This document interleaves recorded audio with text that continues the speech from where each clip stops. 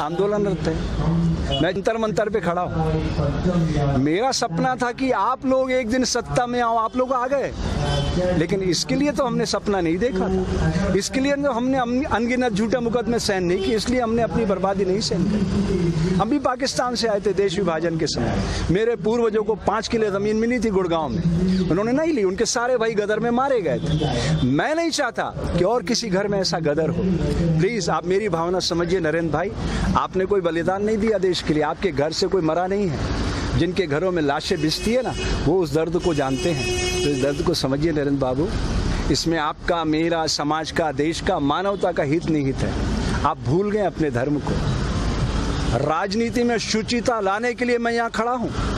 मेरे को फेसबुक पे लोग बहुत गालियां देते हैं, सारे साधु लोग मेरे से बहुत लड़ रहे हैं कि तुम देश के गद्दार हो गए हो, मुसलमानों के साथ खड़े हो। मैं आपसे पूछना चाहता हूँ, आप कौन जाति के हो नरेंद्र भाई? अगर मैं ये कहूँ हिंदू मुस्लिम सिख ईसाई समझो अपनी शान को, मजहब की दीवारों में मत बांटो हिंदुस्तान को, तो मैं ठीक कर रहा हूँ?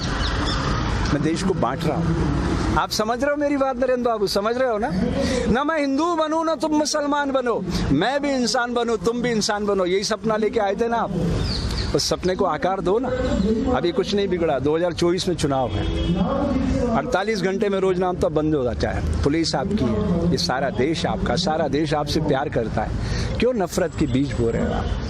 मैं अंत में इतना कहना चाहता हूं मेरे दोस्त नरेंद्र बाबू, प्रकृति सदैव हिंसा का फल दुख, दया का फल आनंद बरसाती रहती है। इसके खिलाफ मैं जानता हूं ये देश आपका कुछ नहीं बिगाड़ सकता, क्योंकि आपके पास 303 लोग, लेकिन उस कायनात की शक्ति को आप जानते हैं ना। आपको तो अच्छे से पता है अटल जी की मौत कैसे हुई। बोल दूं मीडिया पर, लाल टपकती रही, अंत में 2 दिनों तक आपने एम्स में छुपाए रखा उनकी मौत को, मालूम है ना?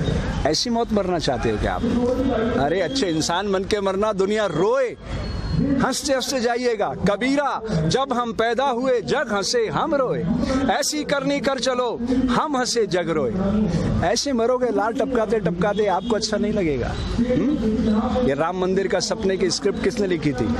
अटल जी ने। उसके निदेशक कौन थे? आडवाणी जी। और आप उसके मार्केटिंग हेड थे, याद है ना? उसी रथ पे खड़े होकर चिल्लाते थे आप। मुझे तो एक एक दृश्य याद है। मुझे वो भी याद है 25 जून 1975 की रात, दरमियानी रात, जब कलेक्टर ने मुझे बुलाया था और आप आदिपुर भाग गए थे। मुझे एक एक दृश्य याद है नरेंद्र बाबू, मैं भूला नहीं हूँ। इसलिए आपको याद दिलाना चाहता हूँ दोस्त, ये समय फिर नहीं आएगा।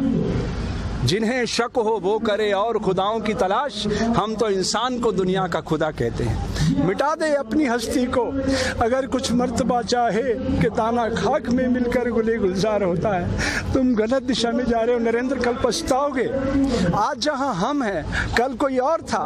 ये भी एक दौर है, वो भी एक दौर था। कितने और कितने चलेगा। वो डोवाल कह रहा था, अजीत बाबू, क्या नाम है उसका तुम्हारा एनएसए वाला, क्या कह रहा था वो? इतिहास लिख रहे हो आप, ये और इतिहास शक्ति से लिखा जाता है। आप भूल रहे हो नरेंद्र बाबू। ये आंसू देख रहे हो ना, अहिंसा और सत्य के आंसू है। महात्मा गांधी, तुम्हारे जैसे लाखों करोड़ों नरेंद्र खड़े हो जाए ना एक पलड़े पे, महात्मा गांधी के समक्ष एक तिनका भी नहीं है। पता है क्यों? अहिंसा और सत्य को उन्होंने अपने जीवन में उतार लिया था। कितना भी अपमान किया, वो बैरिस्टर थे। तुम कितने पढ़े लिखे हो तुम्हें अच्छी तरह से पता है। वो बैरिस्टर थे, सारे कपड़े उतार कर तन पे लंगोटी लगाई और निकल पड़े देश के लिए। आज अगर इस तरह दंगे हो रहे होते ना, तो मैदान में आ जाते और खड़े हो जाते सामने। वो एक शख्स था जो भारत में खड़ा होकर मुसलमानों की पैरवी कर सकता था और पाकिस्तान में खड़ा होकर हिंदुओं की पैरवी कर सकता, इसलिए महात्मा गांधी कहलाया। आप नहीं बन सकते इतिहास पुरुष, कूड़ेदान में फेंक दिए जाओगे। इसलिए अपनी शक्ति को पहचानो दोस्त, आज नहीं तो कल।